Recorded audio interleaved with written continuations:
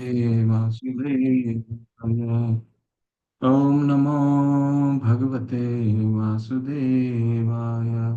ॐ अज्ञानतिमिरनादस्य ज्ञानाञ्जनशलाकया चक्षुरुन्मिलितं येन तस्मै श्रीगुरुवे नमः। श्रीचैतन्यमनोभीष्टं स्थापितं येन भूतले स्वयं रूप कदा मह्यं ददाति स्वपदान्तिकम्। वन्देऽहं श्रीगुरु श्रीयुतपदकमलं श्रीगुरुं वैष्णवांश्च श्रीरूपं सागरजातां सहगना रघुनाथान्वितं सजीवं साद्वैतं सावधूतं परिजनसहिता कृष्णचैतन्यदेवं श्रीराधा कृष्णपादान् सहगना ललिता श्रीविशाखान्वितांश्च नमो विष्णुपादाय कृष्णपृष्ठाय भूतले श्रीमते भक्तिवेदांत स्वामिनिति नामिने नमस्ते सरस्वते देवे गौरवाणी प्रचारणे निर्विशेषा शून्यवादी पाश्चात्य देशतारिणे नमो वाञ्छाकल्पतरुभ्यश्च कृपा सिन्धुभैव च पतितानां पावनेभ्यो वैष्णवेभ्यो नमो नमः। नमो महावदानाय कृष्णप्रेमप्रदायते कृष्णाय कृष्णचैतन्य नामने गौरीतशे नमः। हे कृष्णा करुणा सिंधु दीनबंधु जगत्पते गोपेश गोपिका कांत राधा कांत नमस्तुते। तप्त कांचन गौरांगी राधे वृंदावनेश्वरी वृषभानुसुते देवी प्रणमामि हरिप्रिये। जय हो श्री कृष्ण चैतन्य प्रभु नित्यानंद श्री अद्वैत गदाधर शिवासादि गौर भक्ति वृंदा कृष्णाय वासुदेवाय देवकी नंदनाय च नंद गोकुमाराय गोविंदाय नमो नमः। मुखं करोति वाचालं पंगुलंगायते गिरिं यत्कृपातमहं वन्दे श्रीगुरुदीनतारणं श्रीचैतन्यमाधवं श्री परमान चैतन्य देवं श्री परमानंद माधवं गुरुवे गौरचंद्राय राधिका तदालये कृष्णाय कृष्ण भक्ताय तद्भक्ताय नमो नमः। हरे कृष्ण कृष्ण कृष्ण हरे हरे हरे राम राम राम हरे हरे। हरे कृष्ण कृष्ण कृष्ण हरे हरे हरे राम राम राम हरे हरे। हरे कृष्णा कृष्ण कृष्ण हरे राम राम राम हरे हरे। हरे कृष्ण कृष्ण कृष्ण हरे हरे हरे राम राम राम हरे हरे। हरे कृष्ण कृष्ण कृष्ण हरे राम राम राम हरे हरे। हरे कृष्ण कृष्ण कृष्ण हरे राम राम राम हरे हरे। आप सभी का हार्दिक स्वागत है। अपने श्लोका को लेते हैं। अप्रियमितस्त्वन्या प्रकृतिं विद्धिं मे परां जीवभूतां महाबाहो ययेदं धार्यते जगत्। देवी हि एषि गुण्मयी मम माया दुरतया माम एव ये प्रपद्यन्ते मायामितां तरन्ति ते। बहुनां जन्मनामन्ते ज्ञानवान् मा प्रपद्यते वासुदेव सर्वमिति स महात्मा सुदुर्लभः। अन्तकाले च मामेव स्मरणमुक्त्वा कलेवरं यः प्रयाति स मद्भावं यान्ति न अत्र संशयः। आब्रह्म भुवनात् लोका पुनर्वर्तिनो अर्जुन मामुपैते तु कौन्तेय पुनर्जन्म न विद्यते। राजविद्या राजगुह्यं पवित्रमिदमुत्तमं प्रत्यक्ष्वागमं धर्म्यं सुसुखं कर्तुम् अव्ययम्। मया तद्मिदं सर्वं जगत् अव्यक्तमूर्तिना मतस्थानि सर्वभूतानि न चाहं तेषु अवस्थितः। सततं कीर्तयन्तु मां यतयन्तश्च दृढव्रता नमस्यन्तश्च मां भक्त्या नित्ययुक्ता उपासते। सम्मोहं सर्वभूतेषु न मे देशो अस्ति न प्रियः य भजन्ति तु मां भक्त्या मयि ते तेषु चाप्यहम्। यान्ति देवव्रता देवान् पितरं यान्ति पितृव्रता भूतानि यान्ति भूतेज्य यान्ति मद्याजिनोऽपि माम् पत्रं पुष्पं फलं तोयं यो मे भक्त्या प्रयच्छति तदहं भक्त्या प्रीहतम् अश्नामि परतात्मनः यत् करोषि यत् अश्नासि यज्जुहोषि ददासि यत् तपस्यसि कौन्तेय तत् कुरुष्व मदर्पणम् हम सर्वस्व प्रभुवो मत्तः सर्वं प्रवर्तते इति मत्वा भजन्ते मां बुधा भाव समन्विता तेषां सततयुक्तानां भजतां प्रीतिपूर्वकं ददामि बुद्धियोगं तं येन उपयान्ति ते हरे कृष्ण कृष्ण कृष्ण हरे हरे हरे राम राम राम हरे हरे हरे कृष्ण कृष्ण कृष्ण हरे राम राम राम हरे हरे हरे कृष्ण कृष्ण कृष्ण हरे राम राम राम हरे हरे हरे कृष्ण कृष्ण कृष्ण हरे राम राम हरे हरे।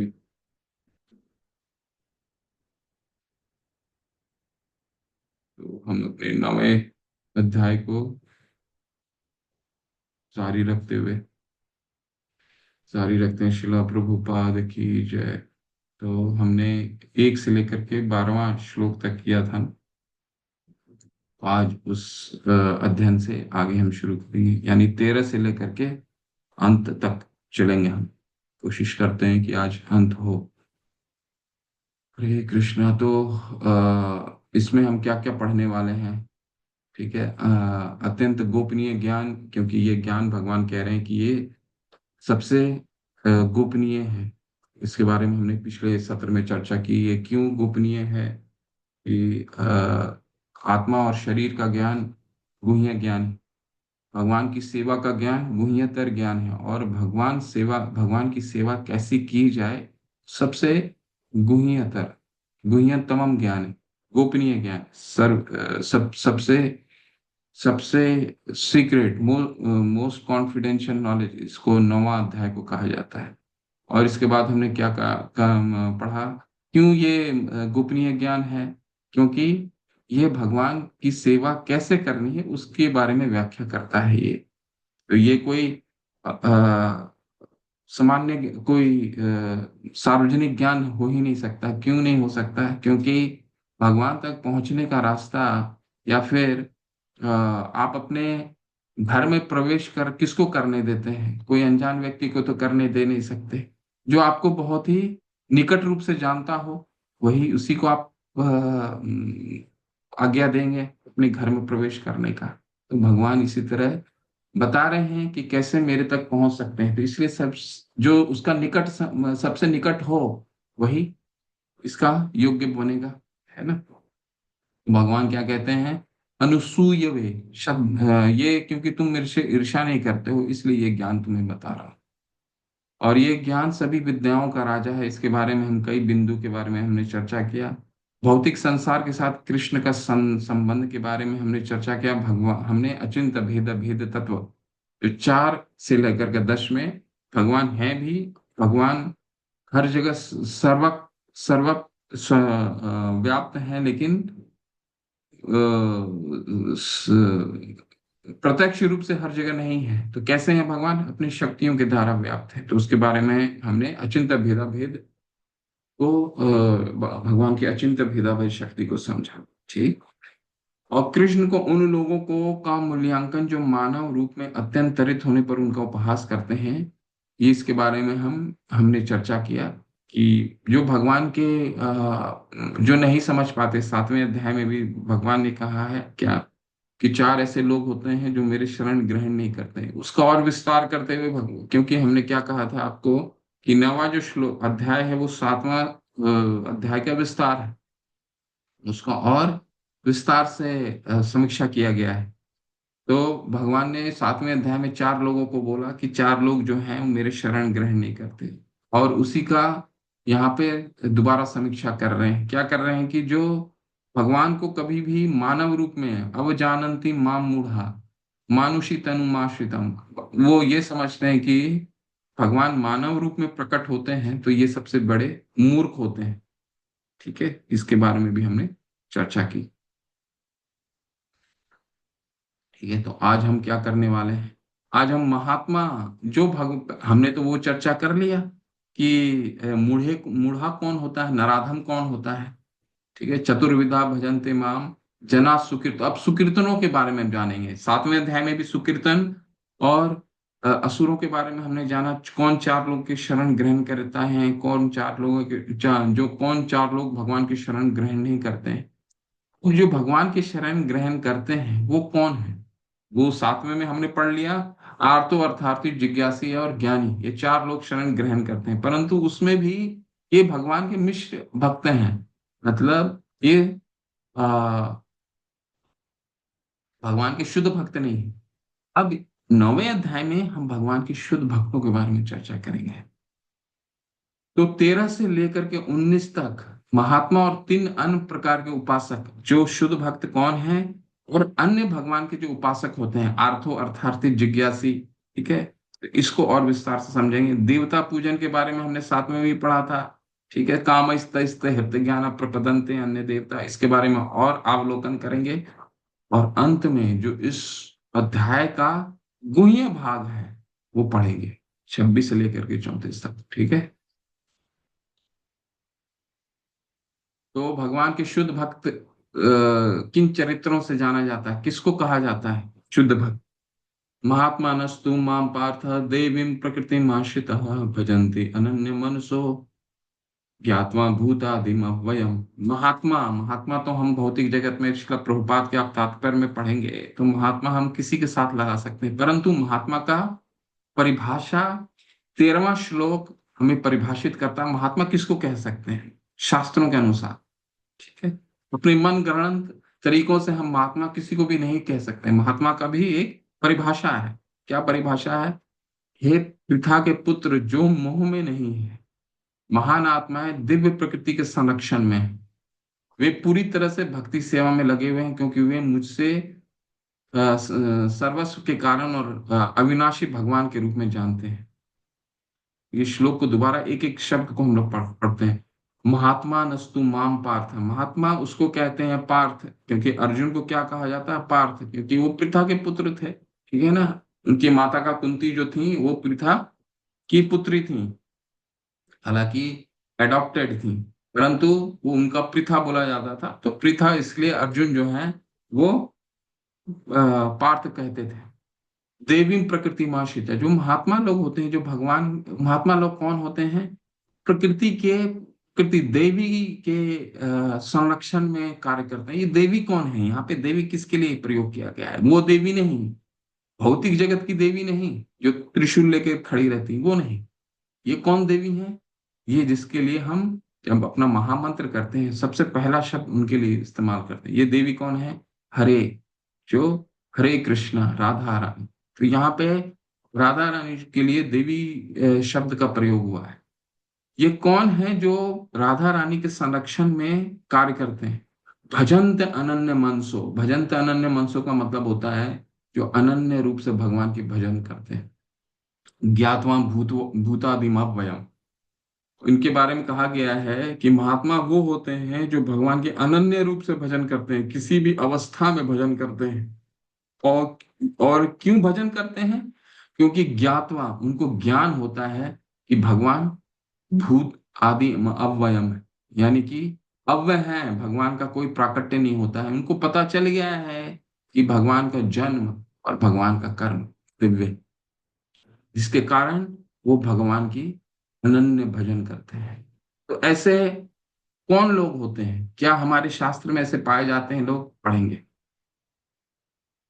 ठीक है, तो आपको अभी तो हमारे पास इतना समय नहीं होता है, परंतु अगर आपका भक्ति शास्त्री लंबा होता है, 1.5 घंटा, वैसे भक्ति शास्त्री की कक्षाएं 1.5 घंटे की, कम से कम 1.5 से 2 घंटे की होती है, तो उसमें आपको समीक्षा करनी पड़ती है। हमारे पास उतना समय नहीं। फिर प्रभुपाद के जीवन से आपको उदाहरण देना है, सूची बनाइए कि वो किस तरह से महात्मा उनको कह सकते हैं। इससे पहले आप लोग सोचिए, इससे पहले कुछ महात्माओं के बारे में हम एक भजन के रूप में हम पढ़ेंगे, जो श्रीनिवास आचार्य ने लिखा है, उसके उससे हम पढ़ेंगे। ठीक है। तो तब तक आप सोचिए कि अगर शिला प्रभुपाद को महात्मा कहते हैं हम, तो क्यों शिला प्रभुपाद को महात्मा, उनके क्या गुण हैं? ठीक है। आप सभी लोग 13 और 14 श्लोक पढ़ के आए होंगे। तब तक हम एक भजन के बारे में देखते हैं।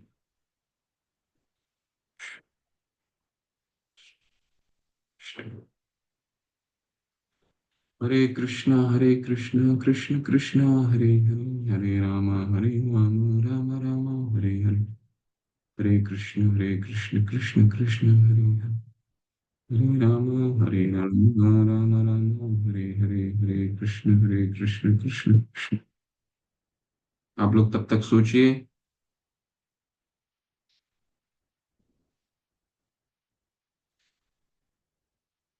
आप में से कितने लोग जानते हैं कि ये षड गोस्वामी कौन है?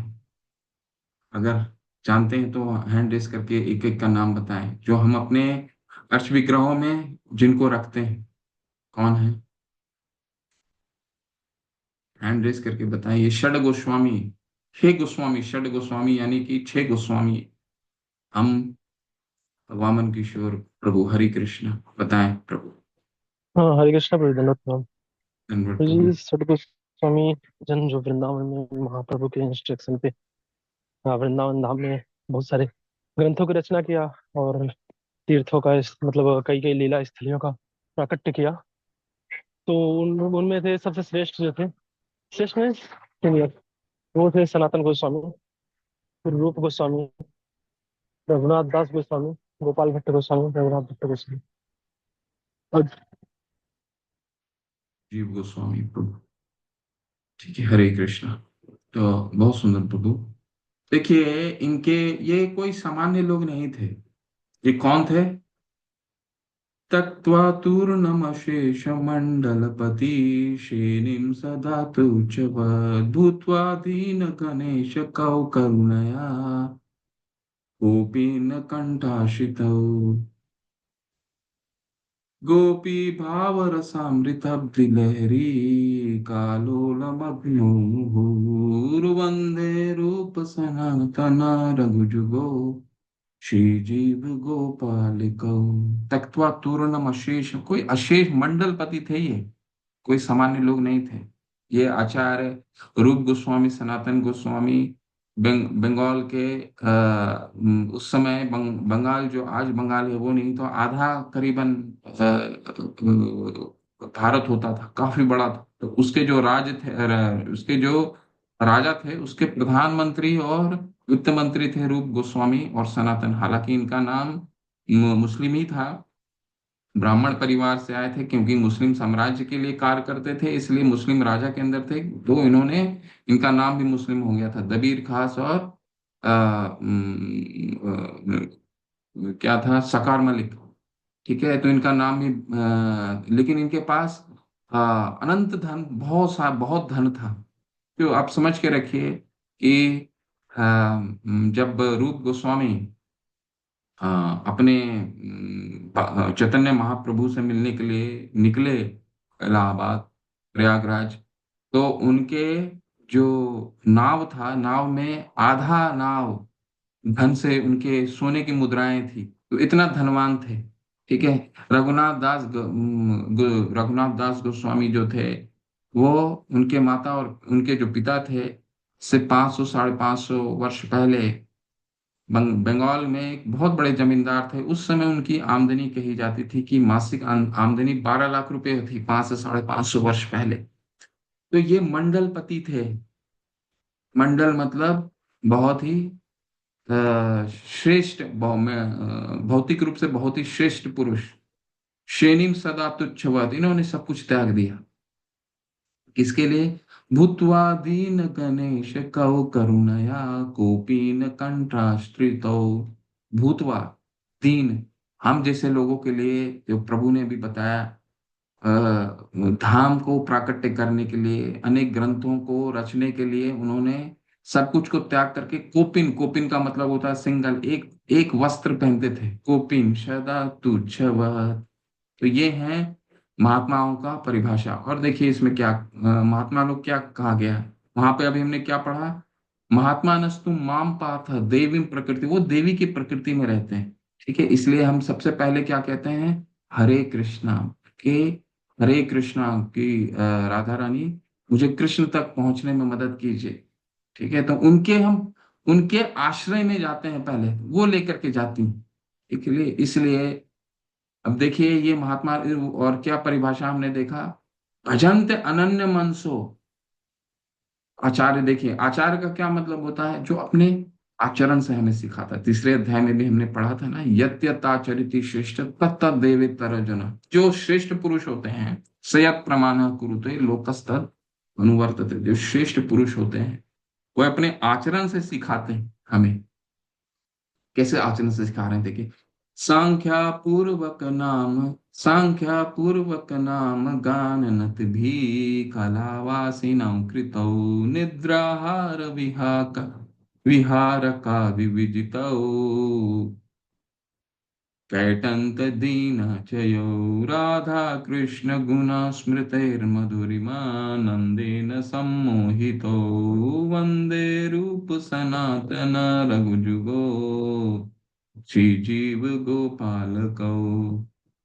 सांख्या पूर्वक नाम गान नद भी, सांख्या पूर्वक नाम गान नत भी का क्या मतलब होगा, सांख्या पूर्वक नाम गान नत भी, सांख्या पूर्वक मतलब केवल और केवल भगवान के नाम में अपना नत भी कलावासिनों कृतो, कलावासिनों का मतलब होता है एक एक समय भी व्यर्थ नहीं कर देते हैं, व्यर्थ कालत्व, समय का बिल्कुल अपव्यय नहीं करते थे। ठीक है, कलावश नहीं, वो उस अपने समय में क्या करते थे, संख्या नाम पूर्वक अनक अनेक संख्या में भगवान का नाम लेते थे। तो हमने क्या देखा, महात्मा नस्तु मान पार्था भजन था अनन्य मनसो, एक क्या गुण था उनका, परिभाषा में क्या दिया भगवान ने, जो मेरा अनन्य भक्ति करते हैं। अनन्य भक्ति का क्या मतलब है, जो कोई भी समय व्यर्थ नहीं करते हैं, अव्यक्त कालत्व। तो वो इनके इनके आचार्यों के गुण से पता चलता है। कलावासिनो कृतो, एक भी समय बर्बाद नहीं करते थे, सिर्फ भगवान का नाम लेते थे। निद्राहार विहार कादि विजितो कैटंत दीन चयो, उन्होंने अपने नींद, अपने आहार, अपने विहार, भगवान कहते हैं ना निद्रा, अपने सोने का समय को नियोजित कर लिया था, व्यर्थ नहीं, जितना शरीर को जरूरत है उतना देना है। भगवान भी कहते हैं छठे अध्याय में, युक्त आहार विहार से युक्त चेष्ट से कर्मशु युक्त स्वप्न बोध से योग भवति दुखा।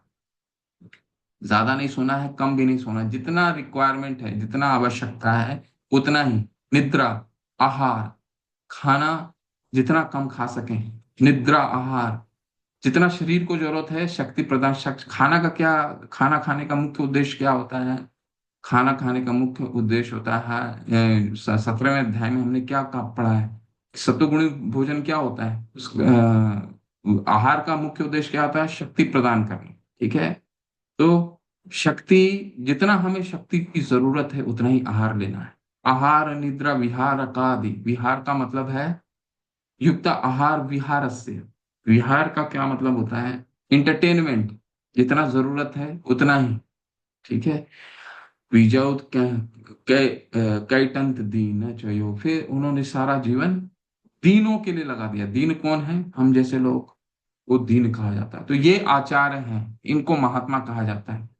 तो जो भगवान ने भगवत गीता में कहा कि जो मेरी अनन्य भक्ति करते हैं उससे महात्मा कहो, महात्मा नस्तु माम पार्था देवी प्रकृति में आश्रित, और देवी के, अगर जो मेरा अनन्य भक्ति करता है वो देवी के प्रकृति में रहता है। तो देखिए ये छह गोस्वामी देवी की प्रकृति में थे, तभी तो इन्होंने इतने ग्रंथों की रचना की। इनके पास एक पेड़ के नीचे एक रात नहीं सोते थे। क्यों नहीं सोते थे एक रात, क्योंकि कहीं पेड़ से आसक्ति न हो जाए।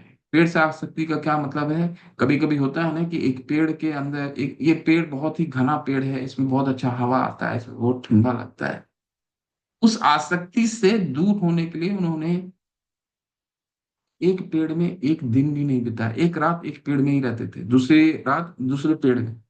ठीक है। और उस पेड़ के जो सूखे पत्ते गिरते थे, उस सूखे पत्तों में वो मोर के सूखे सूखे जो डंडियां होती हैं, उन डंडियों से उन्होंने शास्त्र लिखे। कोई पार्कर का पेन नहीं मिला उनको, कोई कागज नहीं मिला। उन्होंने क्या कहा? नाना शस्त्र विचारणे क निपुणों सब धर्म संस्थापको। उन सूखे पत्तों में ही उन्होंने नाना शस्त्र, हम जैसे लोगों के लिए सभी इतने शास्त्रों का रचना किया। और सब धर्म की स्थापना की। हम तो एक ऐसे युग में हैं जिसको कहें आप कि सोने के चम्मच लेकर के हम हमारा जन्म हुआ है। कैसे? हमारे पास सब कुछ उपलब्ध है, हर कुछ उपलब्ध है। आचार्यों ने सब कुछ कर दिया है, शास्त्र पढ़ लिया है, कौन भगवान है वो भी बता दिया है। विभिन्न शास्त्र, श्रीला प्रभुपाद ने 84 भाषाओं में श्रीमद् भागवतम लिख दिया है। भगवत गीता करीबन 60 से 84 भाषा में लिखी हुई है। और सब कुछ उपलब्ध है, सब फ्री कंटेंट है। वेदाबेस में जाइए, सब कुछ हमारे आचार्यों ने, हमारे प्रभुपाद के डिसाइपल्स ने सब कुछ, उनके शिष्यों ने सब कुछ मुफ्त में, सबका अलग अलग भाषाओं में, वेदाबेस में मुफ्त में डाल दिया है कंटेंट। हमें बस जाकर पढ़ना है, समय निकालना है। तो इससे ज्यादा हमारे लिए क्या हम क्या इससे ज्यादा लक हो सकता है हमारा? तो इन्होंने सूखे पत्तों में शास्त्र लिखे। ठीक है, हम जैसे लोगों के लिए अनन्य भजन, भजन अनन्य मन सो। ठीक है। तो ये है आचार्य, महात्मा इसको कहते हैं। कुछ आपको गुण बताने हैं श्रील प्रभुपाद के चरित्र से। अभी मैंने आपको एक षड गोस्वामी का चरित्र बताया कि षड गोस्वामी महात्मा कैसे होते हैं। आप में से कोई भी बता सकता है, कोई दो गुण बताइए जो हम श्रील प्रभुपाद के आचरण में पाते हैं। भजंत अनन्य मनसु, क्या है? महात्मा नस्तु माम पार्था देवीं प्रकृति मार्षिता भजंत अनन्य मनसु ज्ञात्वा भूतादिमव्ययम्। दो, ऐसा ऐसा कुछ दो चीजें बताएं। वैसे तो मैंने अभी बता ही दिया दो चीजें क्या हो सकती है, तो आप बता सकते हैं। जी, हरे कृष्णा प्रभु जी। हरे कृष्ण माता दंड। हाँ जी प्रभु जी, एक अनन्य भक्ति, जैसे शील प्रभुपाद जी भगवान के गुणों का गुणगान करते थे। उनके अतिरिक्त तो कोई कार्य नहीं था। इनके भगवान का नाम का प्रचार करते थे, जगह जगह पे जाके उन लोगों को अपने साथ जोड़ते थे कि वो भी हरि नाम करें। दूसरा प्रभु जी, उन पर अपनी इंद्रियों पर कंट्रोल था। जैसे आपने नींद आहार के बारे में बताया है, वैसे प्रभुपाद जी का भी अपनी इंद्रियों पर कंट्रोल था। हरि बोल, बिल्कुल माता, बिल्कुल हरि बोल, शिला प्रभुपाद की जय। जी। और कोई जोड़ना चाहते हैं? माता ने दो बहुत मुख्य बिंदु बताए हैं कि शिला प्रभुपाद की अपनी इंद्रियों पे पूर्ण नियंत्रण था। 2 से 3 घंटे, 9 बजे सोते थे, 12 बजे उठ जाते थे। और श्रीमद् भागवतम, हम जैसे लोगों के लिए श्रीमद् भागवतम 3 घंटे लिखते थे। कितना कितना कठिन हो सकता है, कितना कठिन होगा सोच करके देखिए। एक विचार में भी मन में लेकर के आइए, आराम से भजन कर सकते थे। भजन करे महात्मा तो वैसे ही थे वो, वृंदावन में आराम से भजन कर सकते थे।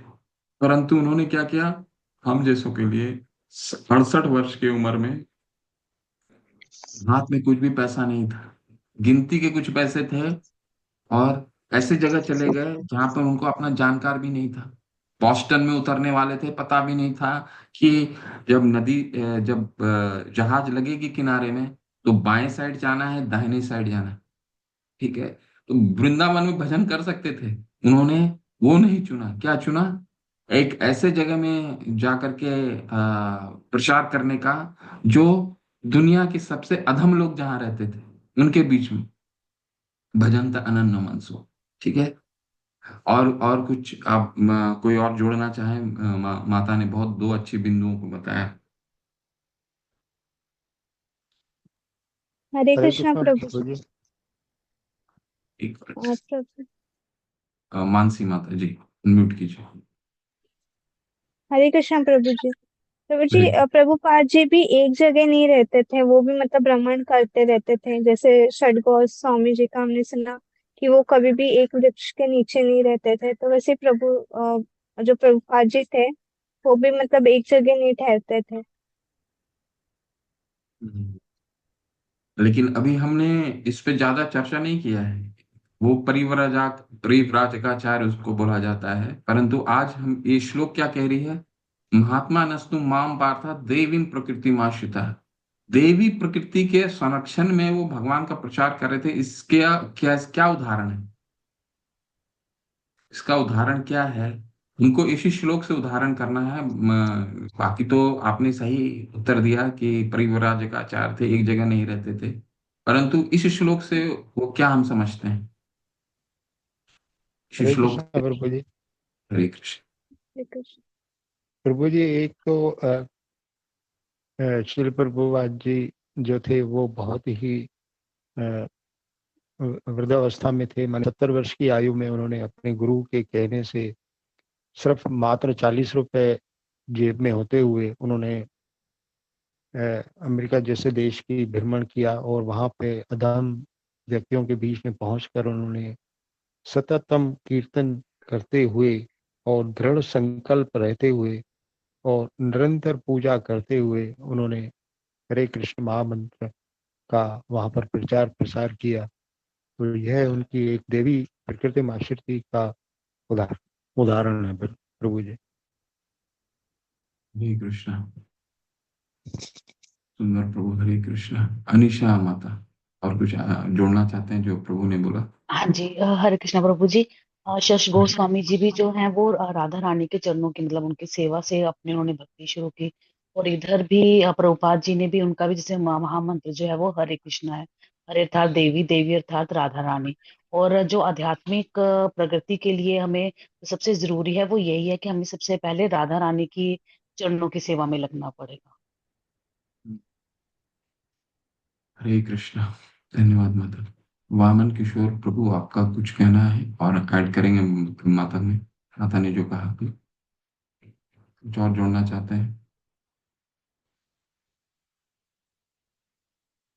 हाँ, हरे कृष्णा प्रभु जी। तो जी एक्चुअली मैं हरे। थोड़ा ट्रेवलिंग में था तो बैकग्राउंड वॉइस आएगा। तो ठीक होगा। मैं बताना चाह रहा था प्रभु जी कि प्रभुपाद जी ने अपने कष्टों को कभी भी मतलब ध्यान नहीं दिया। जैसे प्रभुपाद जी जो अमेरिका जा रहे थे तो उनको हार्ट अटैक आया, और प्रभुपाद जी अपने एक लेक्चर में बताते हैं कि मैं मतलब बचने वाला नहीं था, फिर भी चूंकि मैं भगवान के प्रचार के लिए जा रहा था और राधा रानी की कृपा हुई तो वो फिर प्रचार किए। ठीक है, मतलब वो अपने उनकी कृपा पे टोटली डिपेंड थी। जैसे उन्होंने प्रेयर में लिखा है ना कि मुझे यहाँ किस लिए लाया भगवान, आप मतलब वो टोटली भगवान पे डिपेंडेंट ये वाला था। और अपने कष्टों का वो कभी भी विचार नहीं कर सके। लेकिन प्रभुपाद जी अपने लास्ट के टाइम में भी तो किसी में इतना इन्वॉल्व थे कि वो उनके भक्त लोग बोल रहे हैं सबसे बोला मत कुछ बोलिए, लेकिन फिर भी प्रभुपाद जी बोलते थे मैं जाते जाते भगवान का प्रचार करते गए। जी जी जी। सब आप सभी ने सही उत्तर दिया। भजन त अनन्य मनसो, यानी कि इतनी दृढ़ मतलब, अनन्य भजन किसको कहते हैं? अनन्य भजन किसी भी अवस्था में भजन को ना त्यागना भजन कहते हैं। सवै पुंसा परो धर्मा यतो भक्ति अधोक्षजे अहेतु की अप्रतिहता। ये भजन का मतलब है किसी भी अवस्था में भजन छूटना नहीं चाहिए, अहेतु की होना चाहिए, बिना बिना कारण। उसको कहा जाता है अहेतु की। और अप्रतिहता, अखंड। चाहे वो वृंदावन हो, चाहे वो अमेरिका के बौरी हो जहां उनके गेट के बाहर नशा करके लोग पड़े रहते थे। भजन अनन्य भजन भजन त अनन्य मन से हो, यानी कि उनको पूर्ण विश्वास था कि आज नहीं तो कल भगवान का प्रचार फैलेगा जरूर। ये अनन्य दृढ़ विश्वास जिसको कहा जाता है, अनन्य भजन, उसको किसी भी अवस्था में भजन उनकी रुकती नहीं थी। ये शिला प्रभुपाद के कुछ गुण थे, महात्मा उनको कह सकते हैं। ठीक है, तो ये कुछ गुण हैं। देवी प्रकृति माशिता भजन त अनन्य, देवी के प्रकृति में रहते थे, उनको पूर्ण विश्वास था। एक पूर्ण शरणागत भक्त भक्त भक्त का क्या पूर्ण शरणागत भक्त क्या होता है? जो अभी वामन प्रभु ने जिसको बताया क्या है, बोरो कृपा कोइले कृष्णा अधा मेरा प्रति की लागिया निरे हेता करो ए बेगति। जब बोस्टन में उतरे थे उन्होंने ये गीत लिखा था, बोरो कृपा कोइले कृष्णा अधा मेरा प्रति। ये अधमों के बीच में आप क्यों मुझे लेके आए हैं मुझे पता नहीं है, परंतु कुछ ना कुछ तो यहाँ पे कारण जरूर होगा जिससे कारण मुझे आपने यहाँ पे लाया है। बोस्टन में उन्होंने जैसे ही पहली बार उतरे थे उन्होंने देखा कि रास्ते में ही लोग स्त्री पुरुष आलिंगन कर रहे हैं, मांस बिक रहा है। तो वो बहुत ही शुद्ध हो गए, भले अमेरिका गए नहीं। ठीक है, इतना पूर्ण विश्वास था देवी प्रकृति माश्रिता कि जरूर कोई ना कोई, भगवान को कह रहे थे जरूर कोई ना कोई तो कारण होगा आपने लेके आया होगा। भजन थे अनन्य मन सो, किसी भी अवस्था में उनका भजन रुका नहीं। उन्होंने ये नहीं बोला, उन्होंने यही नहीं सोचा कि कल मैं वृंदावन छोड़ करके अगर अमेरिका चला गया तो खाना क्या मिलेगा। लोगों ने, उनके गुरु भाइयों ने उनको बहुत बोला कि वहां खाने के लिए कुछ तो तुम्हारे हिसाब से मिलेगा ही नहीं। कुकर भी लेकर के गए थे, अभी म्यूजियम खुला है आपका मायापुर में, वहां पे वो जो कुकर था वो कुकर भी रखा गया है। ठीक है, तो किसी भी अवस्था में भजन उनका नहीं रुका। भूतादिमव्ययम सततम कीर्तयन्तु माम, ये तो हम आगे पढ़ेंगे कि सततम कीर्तन करते थे। ठीक है, और दृढ़ हैं यतयंत दृढ़ व्रता, ये कुछ और गुण हैं जो हम आगे के श्लोकों में पढ़ेंगे। किसी भी अवस्था में कीर्तन नहीं रुकता था। यतयंत दृढ़ दृढ़ थे कि आज नहीं तो कल भक्त बनेंगे। अमेरिका जाने के बाद भी 1 साल कोई भक्त नहीं बना था। ठीक है, उनका वीजा भी एक्सपायर होने वाला था, परंतु जब भक्त बने तो 10 साल के अंदर, आप सबको मालूम है कितना, 108 मंदिर का निर्माण हुआ। नित्य युक्त उपासक है, और किसी भी अवस्था में भगवान की उपासना उन्होंने नहीं छोड़ी थी। चाहे वो झांसी में विफलता हो, चाहे वो इलाहाबाद में केवल 7,000 रुपये बचे हुए थे उसकी चोरी होना हो, चाहे जब घर गए वापस, हर जगह से हार के भारत में घर वापस गए। ठीक है, कि झांसी में सोचा कि यहाँ पे स्थापना करता हूँ, तो लीग ऑफ डिवोटीज नाम के एक संस्था को उन्होंने इलाहाबाद में जाकर के रजिस्ट्री करवाई और झांसी में चालू किया, और 2-3 महीने के बाद वहां से भी उनको निकाल दिया गया। ठीक है, षड्यंत्र करके निकाल दिया गया। तो उनका जो छोटा सा बिजनेस था इलाहाबाद में उसमें भी चोरी हो गई। तो भौतिक दृष्टिकोण से भी चले गए और यहाँ पे भी चले गए। ठीक है, तो इससे लेकिन अ, अ, उनकी उपासना में कमी नहीं हुई। फिर वापस सोचे कि घर चलते हैं, थोड़ा दिन और बिजनेस, जो छोटा सा उनका दवाई का दुकान था कलकत्ता में, वहां पे थोड़ा सा धन इकट्ठा करेंगे फिर प्रचार के लिए निकलेंगे। तो जब जाते हैं, तो जब घर पहुंचते हैं, घर में उन्होंने जो गीता की पांडुलिपि लिखी हुई थी, जब वो ढूंढने के लिए जाते हैं तो पांडुलिपि पूछते हैं अपनी पत्नी से कि ये मेरी पांडुलिपि कहाँ है। तो उनकी पत्नी ने क्या बोला आपको मालूम है, कि ये पांडुलिपि मैंने रद्दी वाले को बेच दी, क्योंकि घर में पैसों की कमी थी।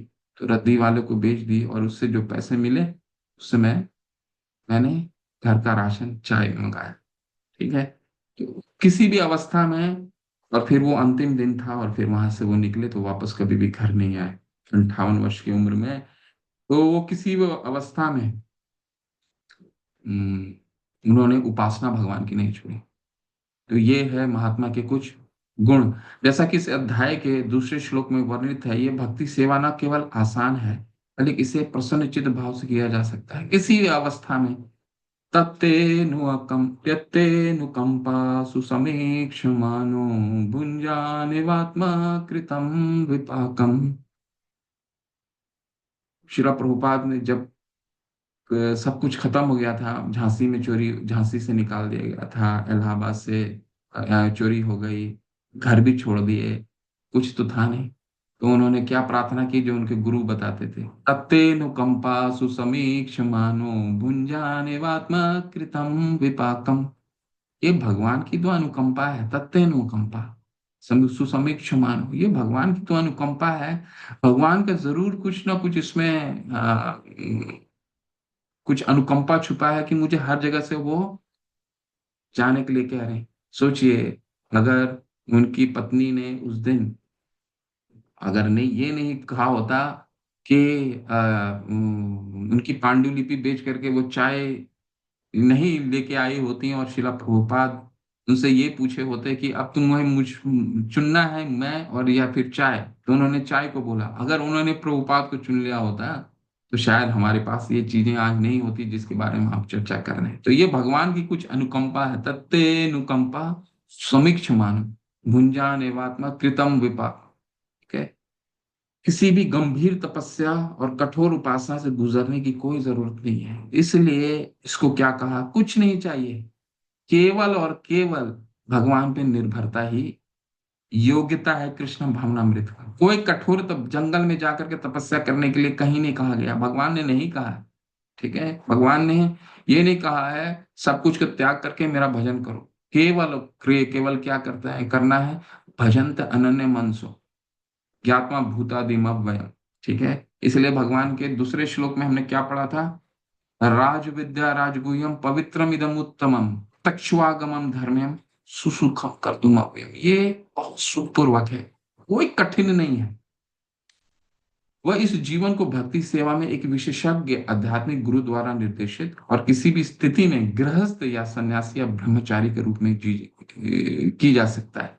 किसी भी स्थिति में और दुनिया में कहीं भी हो सकता है। वृंदावन में भक्ति हो सकती है, घर में भक्ति हो सकती है, बावरी में भक्ति हो सकती है, जहां केवल और केवल शिला प्रभुपाद जब घर से निकलते थे केवल और केवल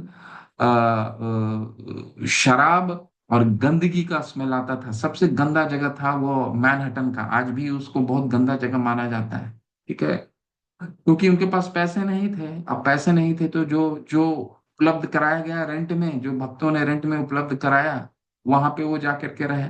परंतु किसी भी स्थिति में और दुनिया में कहीं भी भगवान के सर्वोच्च व्यक्तित्व के लिए ये भक्ति सेवा कर सकता है, और इस प्रकार वास्तव में महात्मा एक महान आत्मा बन सकता है। तो भगवान की भक्ति सर्वभौमिक है और सर्वकालिक है। ये दो शब्द होते हैं। सर्वभौमिक मतलब हर जगह किया जा सकता है। पाकिस्तान में हो सकता है, अफगानिस्तान में हो सकता है, दुनिया के विश्व के किसी भी जगह हो सकता है। और ये आप देख लीजिए हर जगह होता है। मंदिर की स्थापना क्यों हुई, शिला प्रभुपाद ने इसको केवल कथनों में नहीं किया। क्यों ऐसी जगह में भी मंदिर की स्थापना हुई जहां पे केवल और केवल नास्तिक लोग रहते हैं। चीन में केवल नास्तिक है, ठीक है, पाकिस्तान में भी मंदिर है, बांग्लादेश में तो मंदिर टूटा, बांग्लादेश में भी मंदिर है, हर जगह मंदिर है। क्यों? क्योंकि ये सर्वभौमिक है, हर जगह भगवान की भक्ति की जा सकती है। कुछ ना कुछ लोग ग्रहण करने वाले मिलेंगे ही। और सर्वकालिक है, सर्वकालिक है, हर काल में ये काम करता है, चाहे वो सतयुग हो या द्वापर हो, त्रेता हो, कहीं भी काम करता है। और इस प्रकार वास्तव में महात्मा एक महान आत्मा बन सकता है। ठीक है, जो अब जो सीधे परम भगवान भगवान के व्यक्ति, अब ये तो महात्मा का चर्चा हो गया। इसके बाद चर्चा आती है जो भगवान के प्रत्यक्ष रूप में भगवान की सेवा नहीं करते, प्रत्यक्ष रूप में भगवान को नहीं पूजते, और भी तीन तरीके से भगवान को पूजते हैं। ठीक है, कौन कौन से तरीके से पूजते हैं? पृथक्त्वेन पृथक्त्वेन विश्वतोमुखम, तीन तरीका होता है। अगर 14 या 15वां श्लोक 16वां श्लोक पढ़ेंगे तो इसमें आया है। जो भगवान की भक्ति नहीं करते हैं वो किस में करते हैं? श्री कृष्ण की पूजा कर रहे हैं, उन्हें महात्मा के रूप में वर्णित किया गया। और अन्य हैं उपासक, वे उनमें उन्नत होने के कारण से भगवान की कल्पना नहीं कर सकते। कौन कौन है ये? इसलिए उनका वर्णन यहाँ किया गया है। अन्य जो दूसरे तीन अलग तरीकों से परम सत्य की पूजा करते हैं, तीन अलग तरीके से जो भगवान का साक्षात्कार नहीं कर पाते, भगवान को तीन तरीकों से पूजते हैं। ठीक है, कैसे कैसे पूजते हैं? एकत्वेन, भगवान में मिल जाने के लिए। ठीक है, एकत्वेन अद्वैतवादी, ब्रह्म हमने पढ़ा है ना, ब्रह्म एति परमात्मेति भगवान इति शब्द थे, यानी एकत्वेन भगवान में मिल जाने का।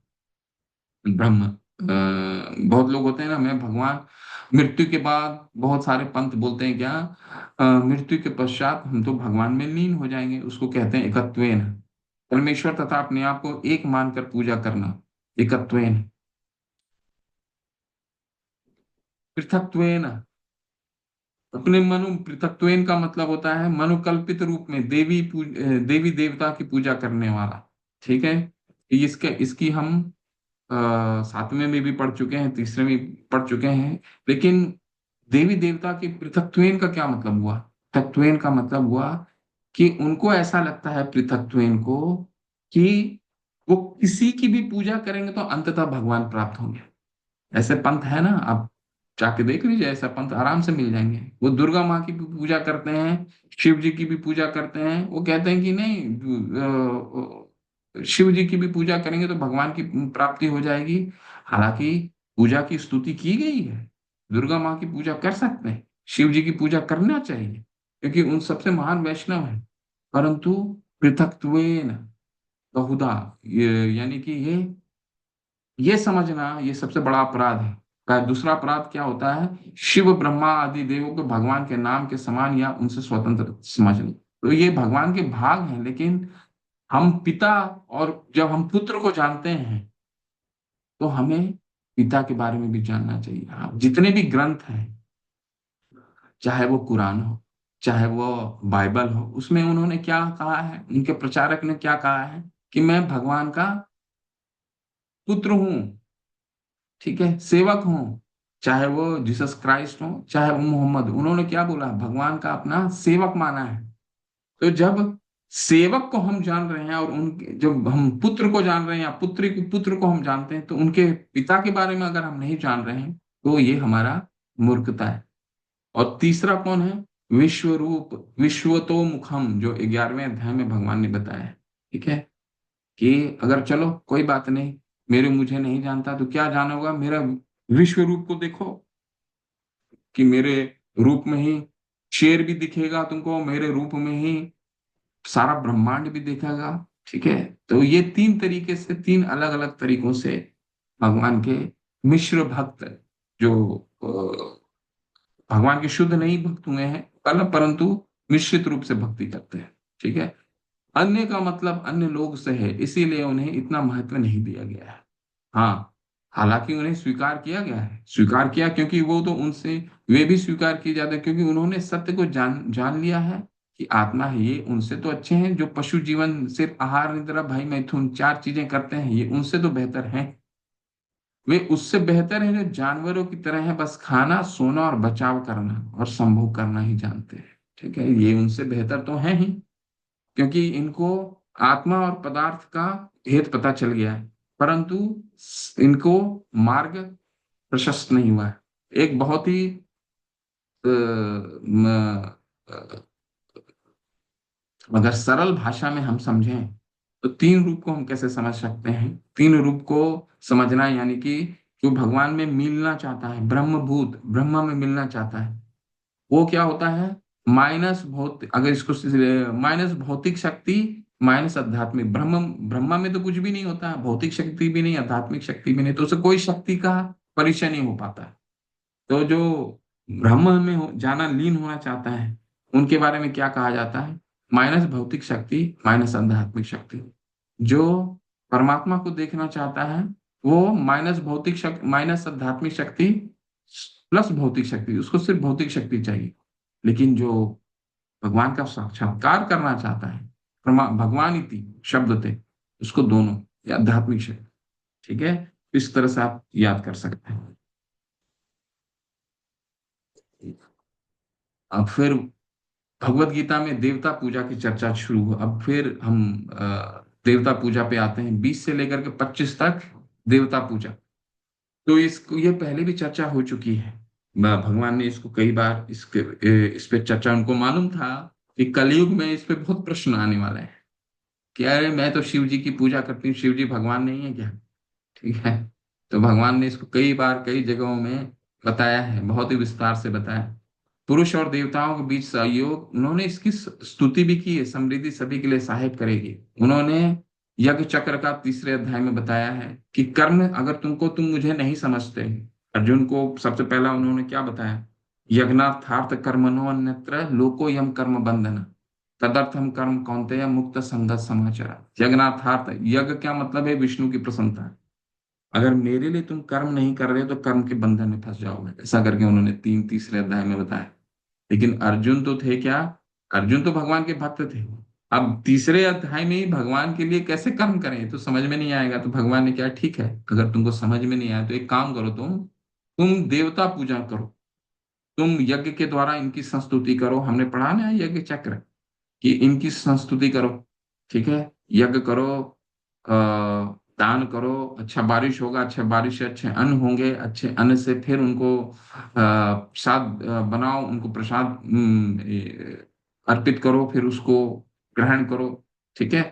तो ऐसा करने की संस्तुति की गई है, भगवान ने किया है इस चीज को, कि देवता पूजन करना चाहिए। अगर तुमको ये नहीं मालूम है कि मेरी ही प्रसन्नता सर्वोच्च है, तो तुम देवता पूजन कर सकते हो, परंतु उन्होंने सर्वश्रेष्ठ क्या है उसके बारे में बताया।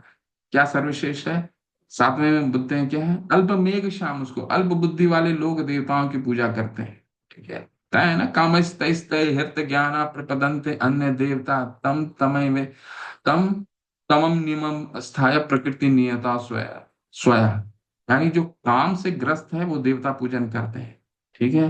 तो देवता पूजन को भगवान ने अ, उसको क्यों बढ़ावा नहीं दिया है? क्योंकि उसको उनको बताते हैं कि जो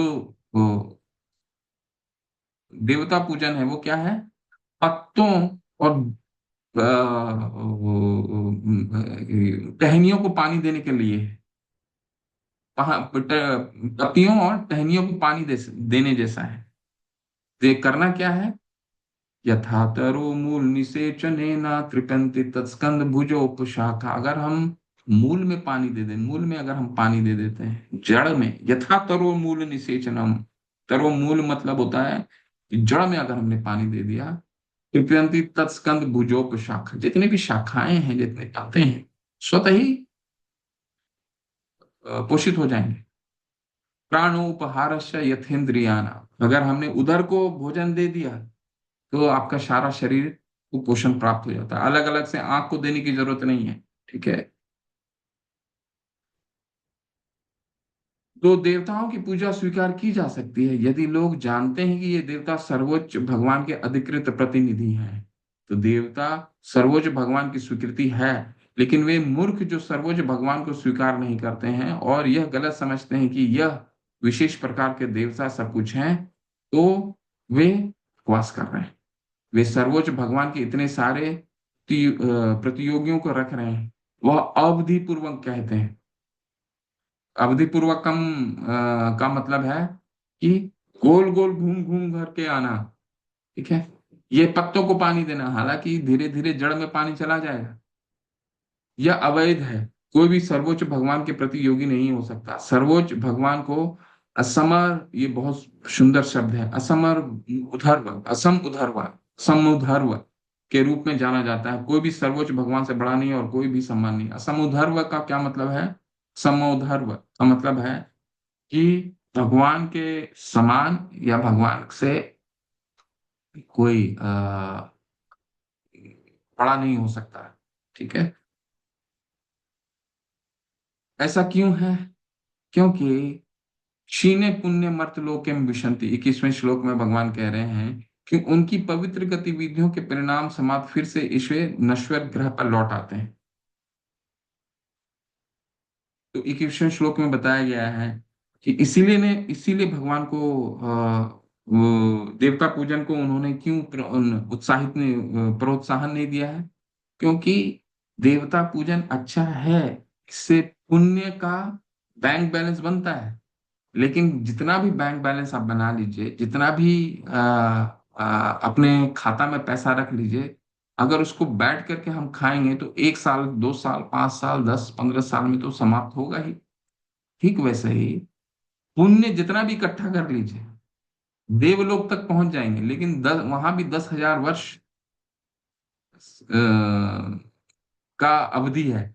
यहाँ 100 वर्ष की है तो वहां 10,000 वर्ष, ठीक है। जब वहां खत्म होगा तो फिर चीने पुण्य मर्तलोकम विशंति, फिर ये मर्तलोक में आना पड़ेगा। इसलिए भगवान कह रहे हैं कि ऐसी जगह क्यों जाना चाहते हो कि दोबारा वापस आना पड़े। ठीक है। तो यजंती अवधि पूर्वकम, यानी गलत तरीके से क्यों पूजा करना चाहते हैं? देवता पूजन करने से क्या प्राप्त होगा? हमें देवताओं से क्या मांगना चाहिए? भगवान की भक्ति मांगना चाहिए, क्योंकि वो भी प्रसन्न होते हैं। हनुमान जी के पास अगर आप जाएंगे और हनुमान जी की भक्ति मांगेंगे और श्री राम के बारे में कुछ मांगेंगे ही नहीं, तो हनुमान जी हमें क्या देंगे? हनुमान जी हमसे खुश नहीं होंगे। शिव जी के पास जाएंगे और उनसे विष्णु की आराधना नहीं मांगेंगे, तो शिव जी किसकी आराधना करते हैं? किसको अपना आराध्य मानते हैं? भगवान को मानते हैं ना, शिव विष्णु को मानते हैं, विष्णु को आराध्य करते हैं। उनसे वो मांगना है। जड़ में पानी डालना, इस पे हमने चर्चा कर लिया कि अगर हमने जड़ में पानी डाला तो हर जगह पोषण चला जाता है।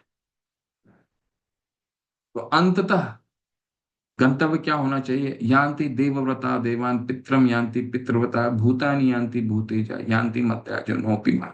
देखिए, उस समय जब शिला प्रभुपाद अमेरिका में लेक्चर देते थे, उसमें स्पुतनिक गया था चंद्रमा में, चंद्रलोक के बारे में जानने के लिए। उनको कुछ प्राप्त नहीं हुआ, वापस आ गए। इतने साल के प्रयास के बाद भी हमें क्या प्राप्त हुआ है? अभी चंद्रयान गया, चंद्रयान भी वापस आ गया। शिला प्रभुपाद ने बहुत अच्छी से एक छोटी सी बुक किताब लिखी है, क्या कि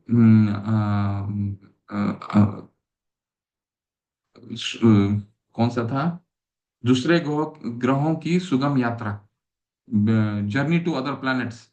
ठीक है। तो ये उन्होंने क्यों लिखा? क्योंकि हम जितनी बार चंद्रमा का कितने पैसे खर्च करके जाते हैं, चंद्रमा में जाते हैं, चंद्रमा से आज हो सकता है 15 साल पहले जो हमने ज्ञान अर्जित किया है, आज ज्ञान उसके बारे में हमारा हो सकता है ज्यादा हो। लेकिन उनका क्या कहना है? वो कहते हैं कि वहां कोई जीवन ही नहीं है। तो शिला प्रभुपाद समझाते हैं कि हमारा ज्ञान अधूरा है जब जीवन, ये जो 14 जगत है, हमारी समझने की शक्ति ही नहीं है। वहां जाने के लिए भी, अब जैसे उदाहरण के रूप में, हर जगह जाने के लिए आपकी योग्यता होती है, और हर जगह जाने के लिए निषेध होता है। आप अमेरिका ऐसे नहीं चले जा सकते। अमेरिका जाने के लिए कुछ आपको योग्यता चाहिए, कुछ बैंक में पैसा चाहिए, कुछ योग्यता चाहिए, कुछ शिक्षा चाहिए, तब जाकर के आपको वीजा प्राप्त होता है। वो सभी को अपने देश में नहीं बुला सकते। हम जब इस भौतिक जगत में, इस पृथ्वी में एक दूसरे के जगह जाने के लिए बाध्य होते हैं, हम नहीं जा सकते। तो चंद्रमा के लोग हमें कैसे अपने जैसा बना सकते हैं? जब तक हम उनके योग्य ना हो, तो उनकी योग्यता कैसे हो सकती है? जब हम उनकी पूजा करें, तब हम उनके लोक में जा सकते हैं और उनको समझ सकते हैं। यान्ति देवव्रता देवान पित्रम यान्ति पितृव्रता। और हम जानते हैं कि चंद्रमा एक कुछ ग्रह है, वहां पे पितृ लोग रहते हैं, देव लोग रहते हैं। आधे में पितृलोक है, आधा में देवलोक है। तो उनको समझने के लिए पहले तो योग्यता अर्जित करनी पड़ेगी। रॉकेट से हम जा करके सैटेलाइट से वहां नहीं जा सकते। ठीक है। क्योंकि जब अमेरिका नहीं जा सकते बिना वीजा के और योग्यता हासिल किए हुए, चंद्रमा कहाँ से जान जाएंगे? चंद्रमा तो कब और कितना भी साल आप लगा लीजिए, उसके लिए क्या करना पड़ेगा? हमें देवताओं की पूजा करनी पड़ेगी, उनके जैसा बनना पड़ेगा। ठीक है। तब ये शरीर त्यागने के बाद वो हमें बुलाएंगे। यान्ति देवव्रता देवान पित्रम यान्ति पितृव्रता भूतानि यान्ति भूतेजा। ऐसे ऐसे शास्त्रों में एक शास्त्र है जिसका तात्पर्य में आप देखेंगे, उन शास्त्र का उल्लेख किया है शिला प्रभुपाद ने, कि कैसे कैसे विभिन्न देवताओं की आप पूजा करेंगे तो दूसरे दूसरे लोक में आप जा सकते हैं। ठीक है। तो ये अंतिम देवताओं की पूजा करने वाले देवताओं के बीच जन्म लेते हैं। जो पितरों की उपासना करते हैं वे पितरों के पास जाते हैं। जो भूतों और आत्माओं की पूजा करते हैं वे ऐसे प्राणियों के बीच जन्म लेते हैं, और मेरे उपासक मेरे साथ रहेंगे। ठीक है। तो जिसकी उपासना करेंगे वैसा जाएंगे, वहां जाएंगे। यह यथा माम प्रपदन्ते तांस्तथैव भजामहम्। चौथे अध्याय में भगवान कहते हैं कि जो जिस तरह से मेरे साथ कार्य करता है, उसी रूप में उसको मैं प्रतिपादित करता हूँ, रिटर्न देता हूँ। ठीक है। देवता पूजन में देवता लोग जाएंगे, पितृ में पितृ लोग जाएंगे। सैटेलाइट से नहीं जा सकते, उसके लिए ये योग्यता है। ठीक है। रॉकेट से नहीं जा सकते, ये तो फंस जाएंगे। ठीक है। और हम देख चुके हैं कि अगर प्रकृति के विरुद्ध जाने का कोशिश करेंगे तो मुश्किल होगी, उसको समझने का प्रयास करेंगे तो मुश्किल होगी। हम देख सकते हैं अमेरिका में नासा में भारतीय मूल की एक एस्ट्रोनॉट, कितनी तकलीफ हो रही है उनको वापस आने में। कृष्ण कहते हैं यान्ति देवव्रता देवानी, कैसे कैसे कह सकते हैं कि हर कोई भगवान के पास जाता है? ये बकवास है। आप शिव के पास जा सकते हैं, आप इंद्र के पास जा सकते हैं, बहुत सारे ग्रह हैं, वहां जाएंगे, वह सत्य है। और आप कैसे कहते हैं कि जो मैं टिकट खरीदता हूं मैं इस पर दिल्ली जाता हूं? तो प्रभुपाद ने तात्पर्य में लिखा है। कैसे कह सकते हैं? जैसे एकत्वेन पृथक्त्वेन विश्वतोमुखम, जो पृथक्त्वेन की पूजा करते हैं वो सोचते हैं कि दुर्गा माँ की भी हम पूजा करेंगे तो भगवान तक पहुंच जाएंगे, शिव जी की भी पूजा करेंगे तो भगवान तक पहुंच जाएंगे। तो यहाँ पे भगवान बता रहे हैं, शिला प्रभुपाद तात्पर्य में बताते हैं कि आप कलकत्ता की टिकट खरीदेंगे दिल्ली कैसे चले जाएंगे, दिल्ली की टिकट खरीदेंगे बॉम्बे कैसे चले जाएंगे, जहां की खरीदेंगे वहीं तो जा सकते हैं। ठीक है। तो देवता पूजन करेंगे तो देवलोक में जाएंगे, पितृ की पूजा करेंगे तो पितृलोक में जाएंगे। ऐसा कई देश हैं जहाँ पे पितरों की पूजा की जाती है। मेरा जाना होता है ऐसा देश जहाँ पे पितरों की पूजा, भूटान एक ऐसा देश है जहाँ पितरों की ही पूजा होती है। तो वो वहां पे भगवान यहाँ क्या कह रहे हैं? पितरम यानी पितृवता, तो पितृलोक को जाते हैं। उनको ऐसा लगता है कि जो हमारे पितृ हैं वही हमारे जन्म का मूल है, इसलिए वे बकवास है। वो दुष्ट वे नहीं जानते कि भगवान क्या है, देवता क्या है, भगवान शिव क्या है, भगवान विष्णु या ब्रह्मा क्या है, वे नहीं जानते। अगर कोई महिला कहती है ओह सब मेरे पति है, तो वह एक वैश्या है, बस इतना ही। तो शिला प्रभुपाद कभी कभी इन सब बहुत ही, क्योंकि वो हमारे आचार्य हैं, तो इस तरह का हमें कठोर शब्दों से समझाने का प्रयास करते हैं। ठीक है। तो अभी तक हमने क्या पढ़ा? 1 से 3 में राजविद्या ये विद्याओं का राजा है। राजविद्या राजगुह्यम पवित्रम इदम उत्तम। क्यों राजा है? क्योंकि सब कुछ हम जान रहे हैं।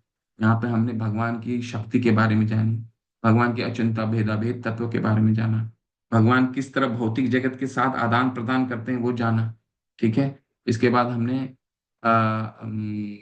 भौतिक संसार के साथ कृष्ण का संबंध जाना, अवैयक्तिकतावादी न्यूनतम। ठीक है। महात्मा, और फिर हमने मूर्ख मूर्ख लोग कौन होते हैं? अवजानंती माम मूढ़ा, जो भगवान को मनुष्य के रूप में समझते हैं वो मूर्ख होते हैं। फिर हमने क्या जाना? महात्मा और 3 प्रकार के उपासक कौन होते हैं? महात्मा नस्तु माम पार्थम देवी प्रकृति माश्रिता, जो देवी की प्रकृति में रहते हैं। भजन अनन्य मनसो, जो अनन्य भजन करते हैं। ज्ञात्मा भूतादिमव्ययम्, क्यों भजन करते हैं? क्योंकि वो जान गए हैं कि मैं ही, मेरा जन्म और मेरा कर्म दिव्य है। जन्म कर्म च में दिव्यम यो वेति तत्वतः। ठीक है।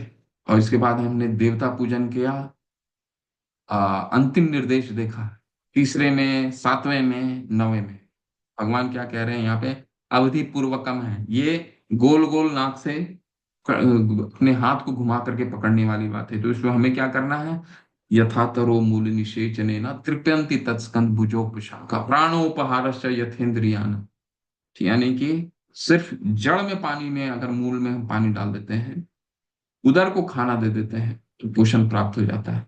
अब 26 से लेकर के 34 जो है वो अनन्य भक्ति योग है। तो इसमें हम पीपी प्रेजेंटेशन में हमारे पास ज्यादा कुछ कहने के लिए नहीं है, परंतु हम कोशिश करेंगे इसको कुछ श्लोकों के माध्यम से पढ़ने का। शुद्ध भक्ति सेवा के सिद्धांत,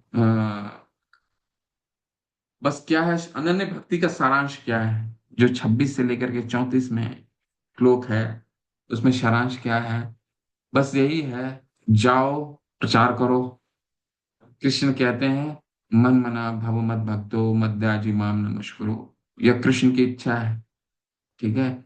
दुनिया को उपदेश दें, बस कृष्ण भावनाभित बनो। मन मना, बस कृष्ण के भक्त बनो। मन मना भव मत भक्तो मद्याजी, बस कृष्ण की पूजा करो। मद्याजी मम, बस कृष्ण को प्रणाम करो। 4 शब्द, तब तुम उपदेश दे सकते हो। उपदेशक बनना और आध्यात्मिक गुरु बनना बहुत कठिन नहीं है। ठीक है। तो ये अनन्य भक्ति, हालांकि पीपीटी में इतना ही है। तो अनन्य भक्ति के बारे में सारांश है यहाँ पर शिला प्रभुपाद क्या बता रहे हैं? मन मना भव मत भक्तो मद्याजी माम नमस्करो, यानी कि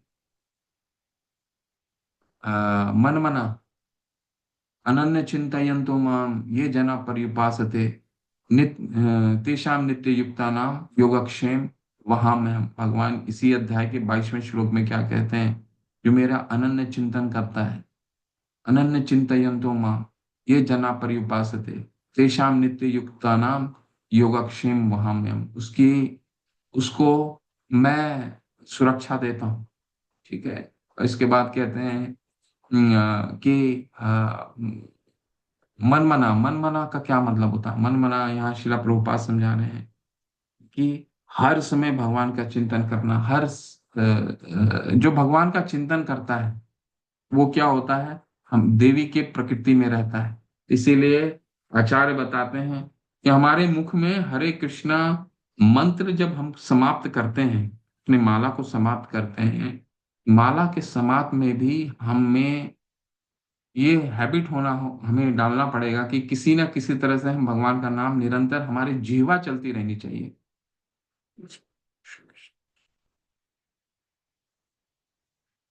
कि कोई भी काम करते रहे। क्यों ऐसा? क्योंकि हम जब हरे कृष्ण करते रहते हैं तो देवी की प्रकृति में रहते हैं। ठीक है। देवी प्रकृति मार्शिता मन मना, मेरा चिंतन करो। मन मना मद भक्तो, मेरे भक्त बनो। बहुत सरल है, इसलिए सुसुखम है। ठीक है। मेरे भक्त बनो। ठीक है। मद भक्तो मद्याजी, मेरी पूजा करो। मेरे से अगर तुम्हारा चिंतन नहीं कर पाते हो तो क्या करो? मन मना भव मत भक्तो, मेरे भक्ति करो। ठीक है। भक्ति यानी कि मेरे अर्च विग्रह की सेवा करो, अपने घर में पूजा करो। ठीक है। भक्ति के नियमों का पालन करो जो हमारे आचार्य ने बताया गया दिया, 16 माला करना, सुबह जल्दी उठना। ठीक है। कि ये हालांकि ये मुख्य उद्देश्य नहीं है। इस कलयुग में तो संकीर्तन यज्ञ ही युग धर्म है। तो इतने मंदिर का निर्माण करने से क्या प्राप्ति होगा? इसका मंदिर का निर्माण, हालांकि भगवान क्या कहते हैं? मेरा भक्त कौन है? कहीं भी मंदिर के बारे में नहीं उन्होंने कहा। मेरा भक्त कौन है? सततम कीर्तयन्तुम, जो सततम मेरा कीर्तन करते। तो ये मंदिर बनाने की क्या जरूरत है? मंदिर बनाने इसीलिए क्योंकि हमारा मन ही नहीं लगता। प्राण अल्पायुष कलो अस्मिन युगे जना मंद सुमंद मत्यो मंद भाग्य ही प्रदिता, ये कलयुग का लक्षण है। कलयुग में हम जैसे लोग जो हुए हैं उनका ये गुण है। उनकी उम्र कम हो जाती है, मंद सुमंद मत्यो, बुद्धि कम हो जाती है, मंद भाग्य। एक जगह 2 दिन पहले हमने क्या कार्य किया वही याद नहीं रहता। तो 1 घंटा हमें 2 घंटे माला अगर एक पोजीशन में हमें बैठ करके करने के लिए, श्रीला प्रभुपाद बोलते हैं एक जगह बैठ करके करो, वो भी हम नहीं कर पाते ठीक से। कभी पैर ऊपर करेंगे, कभी खड़े हो जाएंगे, कभी चलेंगे। वो जब हम नहीं कर पाते तो हमारा मन कैसे लगेगा नाम में?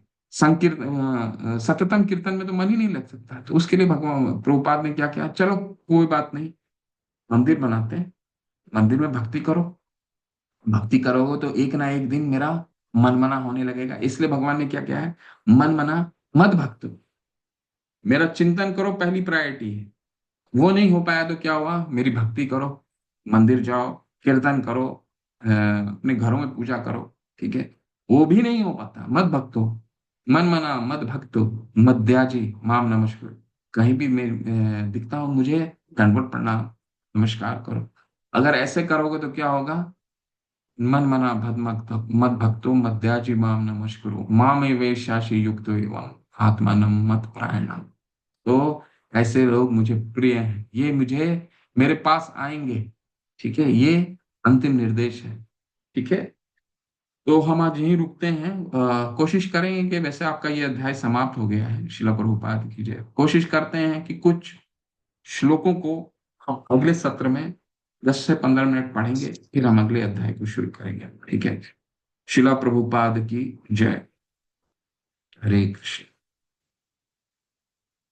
किन्हीं का कोई प्रश्न है? हरे कृष्णा प्रभु जी। हरे कृष्णा प्रभु जी। हरे कृष्णा प्रभु जी। बोलिए। हाँ जी, प्रभु जी पूछना था, जैसे आज हमारा एकादशी का फास्ट है ना, तो मतलब परसों शिवरात्रि का रखना जरूरी है, जैसे थोड़ा सा। एकादशी तो उपवास सर्वश्रेष्ठ, इसमें सबकी पूजा हो हाँ जी जाती जी, है आज। यही रखते हैं, हाँ जी हाँ जी। तो शिवरात्रि का एक्चुअली एक दिन बाद आ जाता है, तो थोड़ा अगर ना भी कोई रखे तो चल जाएगा परसों। बिल्कुल चल जाएगा, बिल्कुल। एकादशी का व्रत ही सर्वोच्च व्रत है ना। हाँ जी हाँ जी। उसमें सबकी आज ही तो पढ़े, प्राणोपारश्य हाँ जी हाँ जी, नहीं तभी मैं कहीं कंफर्म हो जड़ में कर लूँ दोबारा। जड़ में पानी डालना, ठीक कर सकते। हाँ जी, ठीक। ठीक है। हरे कृष्ण। हरे कृष्ण प्रभु जी। हरे कृष्ण। हरे कृष्ण। पहले ही गया। हाँ, हरे कृष्ण। हरे कृष्ण। हाँ गुरु जी, धन्यवाद प्रणाम। गुरु जी, आपने वो अचिंत भेदाभेद के बारे में लास्ट क्लास में बताया था थोड़ा। तो हमको अभेद समझ में आता है, ठीक है, मतलब भेद समझ में आता है कि हम कृष्ण से अलग कैसे हैं, ठीक है, बट अभेद क्या है? भगवान है और भगवान नहीं भी है। अभेद, अभेद नहीं है। हाँ। भेद क्या क्या मतलब है? हमारे हृदय में भगवान है, लेकिन अभेद का मतलब क्या है? भगवान नहीं भी है। ठीक है। सूर्य की रोशनी, सूर्य की रोशनी आपके घर में आती है, लेकिन सूर्य प्रत्यक्ष रूप से तो नहीं आता। सूर्य अपने शक्ति के माध्यम से के घर में आती। ठीक है। भगवान अपने शक्तियों के माध्यम से हमारे पास है। ये अभेद हो गया। हम पढ़ते हैं ना नरसिंह आरती में भी कि भगवान है भी, यहाँ भी है। यतो नरसिंहा, ततो नरसिंहा, यतो यतो यामी ततो नरसिंहा। जहां जहां आप देखता हूं मैं, मुझे दिखता है। तो अचिंत्य भेदा भेद मतलब है, भेद का मतलब हो गया कि भगवान को हम देख सकते हैं। ठीक है। हृदय से अर्जुन तिष्ठति, भगवान ने कहा है ना कि ईश्वर सर्वभूता नाम हृदय से अर्जुन तिष्ठति। मैं हृदय में रहता हूँ, परंतु क्या हम जैसे लोग भगवान को देख पाते हैं? नहीं देख पाते। तो हमारे लिए क्या उपाय है? चिंता भेदा भेद के रूप में हम भगवान को देख सकते हैं। हमारे आचार्य तो भगवान को हर जगह देखते हैं। वृंदावन के हर सड़कों में उनको दौड़ते हुए देखते हैं। मायापुर के हमारे आचार्य हर जगह देखते हैं कि कहाँ चैतन्य महाप्रभु और उनके पार्षद किस गली से निकल रहे हैं, कहाँ कीर्तन की टोली जा रही है अभी, वो देखते हैं। हम नहीं देख सकते। तो हमारे लिए अचिंत्य श्री चैतन्य महाप्रभु ने क्या है, हम उनको शक्ति के रूप में महसूस कर सकते हैं। वो अभेद हो गया। ठीक है प्रभु, इसको ऐसे समझने का प्रयास कीजिए। हमने कुछ भौतिक प्रभुपाद ने बहुत मटेरियल एग्जाम्पल भी दिया है। जैसे कोई कंपनी है फोर्ड, एक किताब आती है शिला प्रभुपाद की, एक बहुत अच्छी किताब है, वो आप सब लोग पढ़िए। 9वां अध्याय पर ही है, राज विद्या उसको कहा जाता है। उस किताब का नाम है राज विद्या। उसमें उन्होंने अचिंता भेदा भेद को मटेरियल उदाहरण से बहुत समझाने का प्रयास किया है। एक फोर्ड का उन्होंने उदाहरण दिया है। फोर्ड कंपनी जो है, फोर्ड कंपनी के जो मालिक हैं, पूरी फोर्ड चलाते हैं, तो हर जगह प्रत्यक्ष रूप से नहीं चले जाते हैं कि कुछ किसी को गाड़ी अगर डिलीवरी करनी है तो गाड़ी में डिलीवर भी खुद ही कर रहे हैं। किसी से पैसा लेने जाना था, खुद ही पैसा लेकर के आ रहे हैं। तो कैसे चलता है? तो अब उनकी शक्तियों के माध्यम से चलता है। तो ये अभेद हो गया, और भेद प्रत्यक्ष। ठीक है। भेद है भी और नहीं भी, ऐसे समझने का प्रयास कीजिए प्रभु। हरे अचिंत मतलब होता है जिसका हम चिंतन ना कर सके, बट भगवान के शिव विग्रह का तो हम चिंतन कर सकते हैं ना। फिर हाँ अचिंत बिल्कुल। कैसे हो भगवान? भगवान अचिंत्य का मतलब होता है जो हमारे चिंता से परे, जिनके बारे में हम सोच भी नहीं सकते। ठीक है। जिसके जिनके बारे में हम सोच भी नहीं सकते, कि जैसे चिंतन, हम क्या चिंतन ये कर सकते हैं कि 7 वर्ष का बालक जो है वो एक इतना बड़ा पर्वत उठा लेगा? क्या हम सोच सकते हैं कि इस एक नया नवजात शिशु इतने बड़े असुरनी को स्तनपान करके उसको मार देगा?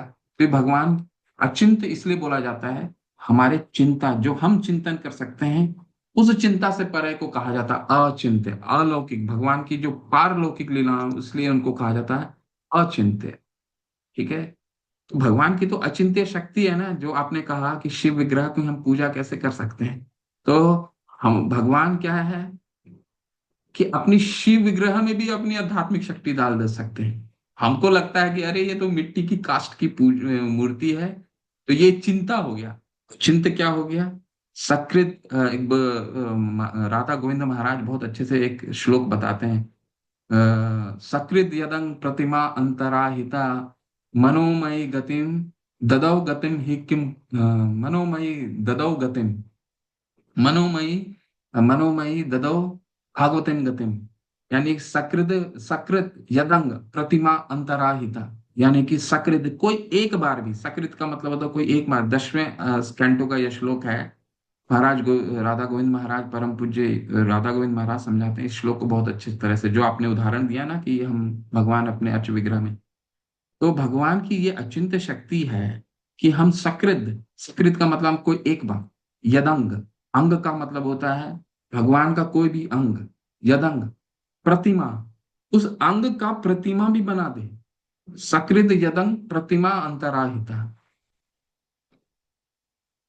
मनोमयी भागवतिम ददौ गतिम, और उसका हम एक बार में सकृत, उस प्रतिमा का हम एक बार भी चिंतन कर लें तो हमें भगवान का भागवतम गतिम, भगवान का धाम प्राप्त हो जाता है। तो ये भगवान की अचिंत्य शक्ति ही है ना, कि जो अपने मूर्ति, जो मिट्टी की मूर्ति हो, काष्ठ की मूर्ति हो, पेपर का फोटो हो, उसमें भी अपनी अचिंत्य शक्ति डाल देते हैं कि एक बार भी कोई उनकी प्रतिमा का भी मन में भी विचार लेके आ जाता है तो उसको भगवान का धाम प्राप्त हो जाता है।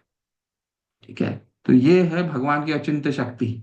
नहीं तो महात्मा गांधी का मूर्ति तो हर जगह लगा रहता है, नेताजी सुभाष चंद्र बोस का क्या उसमें वो अचिंत्य शक्ति है क्या, कि वो कोई ये कह सकता है कि नेताजी सुभाष चंद्र बोस को उस मूर्ति में देखने से नेताजी सुभाष चंद्र बोस खुद ही आ जाएंगे? नहीं।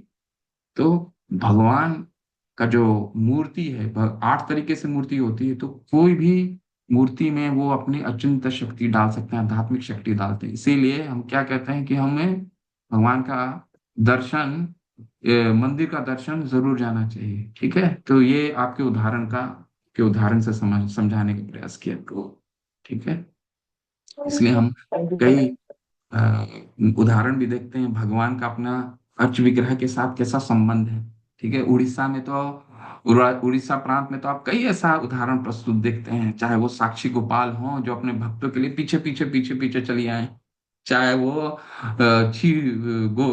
खीर चोर गोपीनाथ हो जो अपने भक्त के लिए धोती के नीचे उन्होंने, मैं गया था 2 महीने पहले, जनवरी पिछले महीने में, तो वहां के पुजारी हमें बता रहे थे कि धोती के नीचे उन्होंने वो खीर छुपा ली थी अपने भक्त माधवेंद्र पुरी के लिए। तो भगवान तो अपने अर्च विग्रह से भी अचिंत्य शक्ति प्रदान करते हैं। ठीक है प्रभु।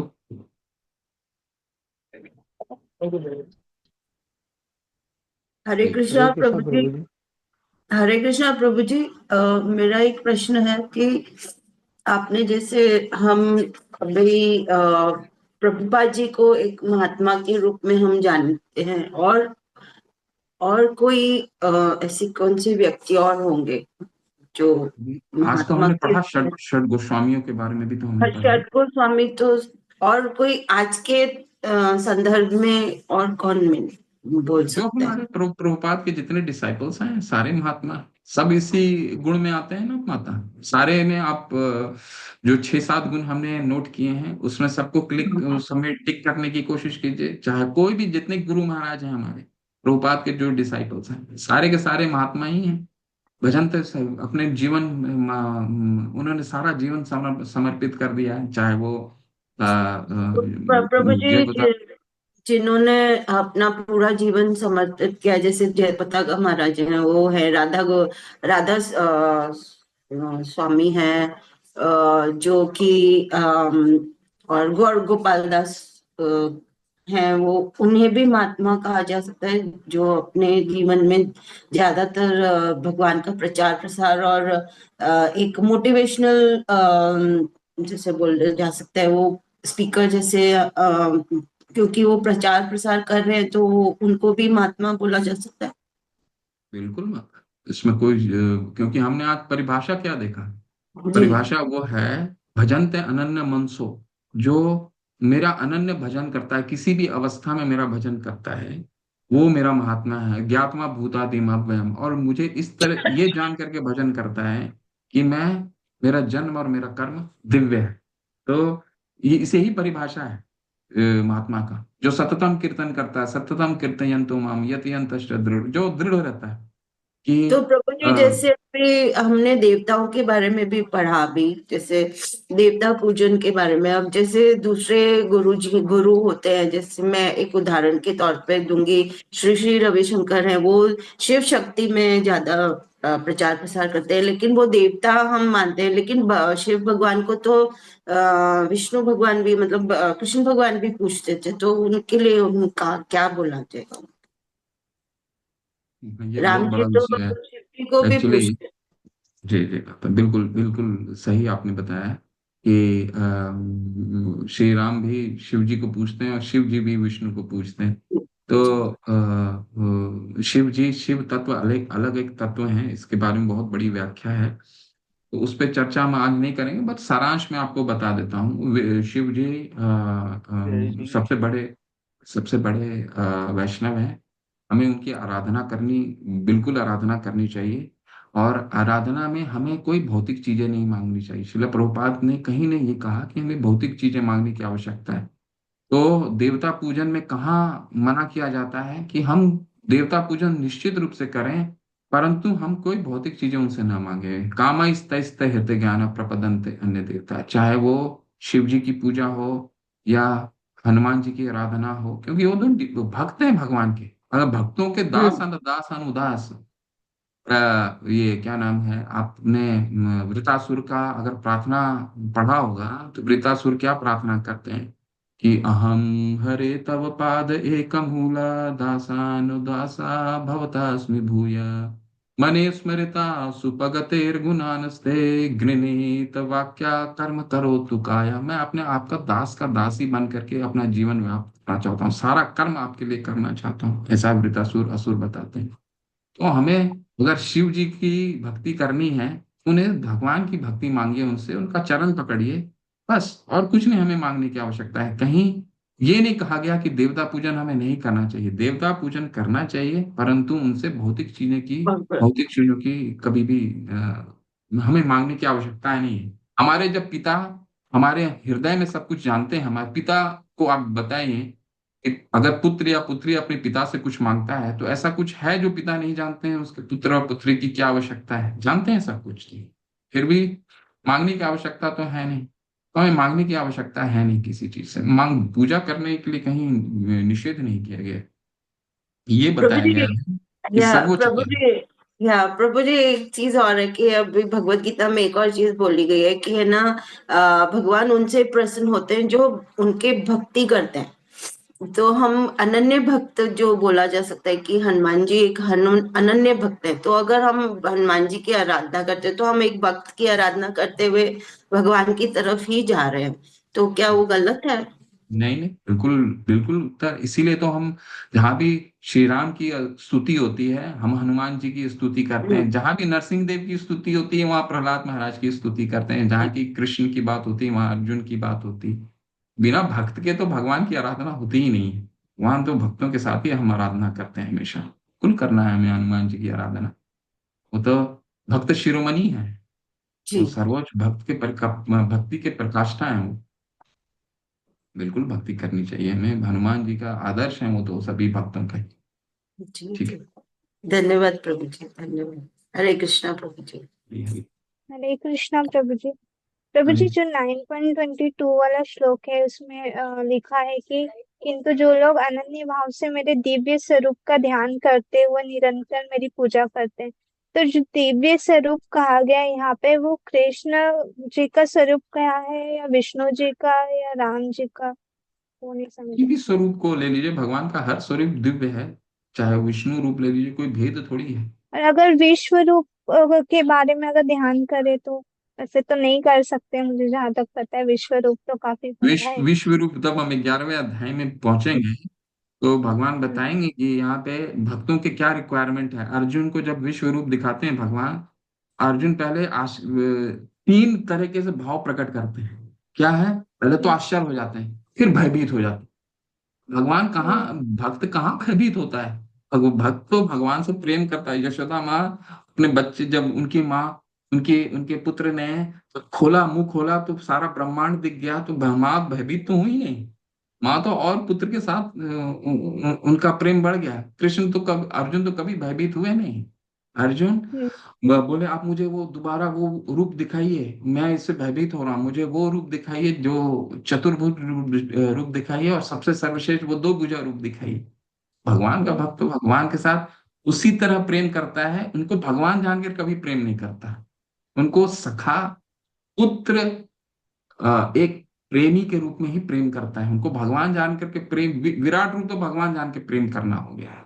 ठीक है, हम्म। तो भगवान को शुरू और में प्रभु वो कर सकते हैं जब एक, वो किसके लिए कहा गया है श्रीमद् भागवतम जब आप पढ़ेंगे, तो वो उसके लिए कहा गया है जो अभी नास्तिक है। उसके लिए कहा गया जाओ तुम शेर को देखो।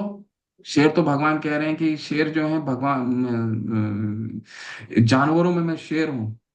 तो जाओ हम्म, विराट रूप अगर तुमको देखना है, चलो कुछ भी नहीं कर रहे हो तो जाओ, कम से कम शेर को देख के भगवान को याद करो, पहाड़ों को देख करके भगवान को याद करो, भगवान की जो नदियां हैं, उनकी नसें हैं, वो नदियों को देख करके भगवान को स्मरण करो। तो ये भगवान के विराट रूप है। ठीक है प्रभु जी। तो प्रभु जी ये भी कहा जाता है कि जैसे जो हम गौड़ीय वैष्णव संप्रदाय से जुड़े हैं, यहाँ पे हमें लड्डू गोपाल जी की सेवा ना करते हुए युगल जो है मतलब आर्च विग्रह उनकी सेवा करनी चाहिए। तो ऐसा जरूरी है अगर हम लड्डू गोपाल की सेवा कर रहे हैं तो कुछ गलत है उसमें? नहीं नहीं, गलत तो कुछ भी नहीं है माता। वैसे कहा जाता है कि जो पुष्टि मार्ग के लोग हैं वो लड्डू गोपाल की सेवा करते हैं, परंतु आ, हम अभी कनिष्ठ स्तर में हैं। तो कनिष्ठ स्तर में हमें एक्चुअली क्या होता है, लड्डू गोपाल को लोग अपने घर में लाते हैं और उसको पुत्र की तरह वो लोग पूजने का प्रयास करते हैं। तो वो भाव जो है पुत्र का, वो विकसित नहीं हो सकता। वो तो भगवान हमारे हृदय में बुद्धि देंगे, हम कैसे भगवान के साथ पुत्र या माता या प्रेमी के रूप में जुड़ सकते हैं। हमें तो भगवान की भक्ति करनी है। तो आप कर सकते हैं, किसी भी रूप में कर सकते हैं, लेकिन कोई इसी तरह का हमें रिलेशन जोड़ने का प्रयास नहीं करना चाहिए शुरू, क्योंकि हमारा स्तर उस तरह का नहीं है कि हम रिलेशन जोड़ सकें। रिलेशन हम्म, तो भगवान खुद ही हमारे हृदय में प्रकाशित करेंगे कि हमें जुड़ना कैसे है। वो जब रस उत्पन्न हो जाएगा कि हमें वात्सल्य में हम जुड़ सकते हैं, सखा में जुड़ सकते हैं, वो तो बहुत उच्च स्तर है। भाव के स्तर में नौ भक्ति लता बीज होता है ना, सबसे उच्च स्तर है, प्रेम का स्तर है। हम्म, प्रेम के स्तर में हम्म, हम पहुंचता है कोई भक्त, तब वो रस का आदान प्रदान होता है, वात्सल्य रस, शांत रस, माधुर्य रस। ठीक है, तो शुरू में आप किसी भी रूप में भगवान की पूजा कर सकते हैं, परंतु रस का प्राकट्य मत करने की कोशिश कीजिए, सिर्फ भगवान को रूप में पूजिए और कुछ नहीं। जी प्रभु जी। हरे हम्म, कृष्ण। हरे कृष्ण। चलिए फिर। हरे कृष्ण प्रभु जी। हरे कृष्ण। जैसा मानसी माता जी ने प्रभु जी प्रश्न पूछा कि वात्सल्य आप कह रहे कि रस से उत्पन्न नहीं होना चाहिए, तो बुक में तो लिखा हुआ है प्रभु जी किसी भी रस के रूप में हम भगवान को भगवान को रख सकते हैं, उनकी पूजा कर सकते हैं, चाहे वात्सल्य रस हो, चाहे माधुर्य रस हो, चाहे शांत रस, किसी भी रस के रूप में, तो हमें वैसे ही भगवान के प्रति वैसे ही हो जाता है। तो इससे बिल्कुल। भक्ति आगे रुकावट आती है प्रभु जी? नहीं नहीं, बिल्कुल सही है। जब भक्ति रसामृत सिंधु आप पहुंचेंगे, भक्ति रसामृत सिंधु के 17वें अध्याय में जब हम पहुंचते हैं, तब रस की बात होती है। आचार्य जी ने क्या कहा कि पहले क्या कहा है हमें, पहले तो तुम 64 विधि विधानों का पालन करो। जी प्रभु ठीक जी। है, तो सबसे सामान्य भक्ति का, साधना भक्ति का दो भक्ति होता है साधना भक्ति के। पहले क्या होता है, वैदिक भक्ति, और दूसरा होता है रागानुगा भक्ति। पहले तो हम वैदिक भक्ति के नियमों का पालन शुरू करें, तब हमें राग उत्पन्न होगा, और राग के बाद फिर हमारा प्रेम उत्पन्न होता है। राग ओके। के जब हमें राग उत्पन्न हो गया तब प्रेम उत्पन्न होता है। तो पहले तो हमें दृढ़ होना है अपने वैदिक भक्ति के नियमों का पालन कर, वो जो 64 विधि बताए उन्होंने, पहले वो 64 विधि तो हम पालन कर लें पहले, फिर राग उत्पन्न होगा, और उसके बाद स्वतः ही वो रिलेशन बनेगा, वो रस अपने आप बनता है। ठीक है, हमने दो चीजें पढ़ी है ना भक्ति रसामृत सुंदर में, राग आत्मिका भक्ति और रागानुगा भक्ति। तो हम क्या है, हम रागानुगा हैं। हम रूप गोस्वामी पाद का हम अनुसरण करते हैं। तो राग तो तब उत्पन्न होगा जब हम वैदिक भक्ति के नियमों का दृढ़ता से पालन करेंगे। ठीक है, पहले जी हमारा हमारा काम क्या होना चाहिए, नियम का पालन जरूरी है हमारे लिए, वो इंपॉर्टेंट है, वो महत्व है। रस में जुड़ना हमारे लिए महत्वपूर्ण नहीं है।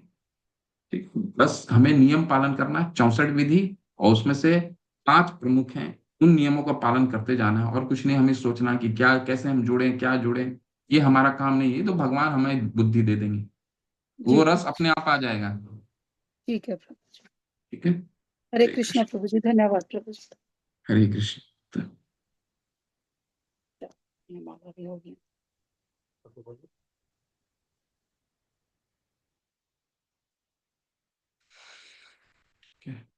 चलें फिर। वाञ्छाकल्पतरुभ्यश्च कृपा सिन्धुभ्यैव च पतितानां पावनेभ्यो वैष्णवेभ्यो नमो नमः। अनंत कोटि वैष्णव वृंद की जय, श्रीला प्रभुपाद की जय, नमाचार्य हरिदास ठाकुर की जय। हरे कृष्ण। हरे कृष्ण। हरे कृष्ण। हरे कृष्ण प्रभु जी प्रभु। धन्यवाद प्रणाम।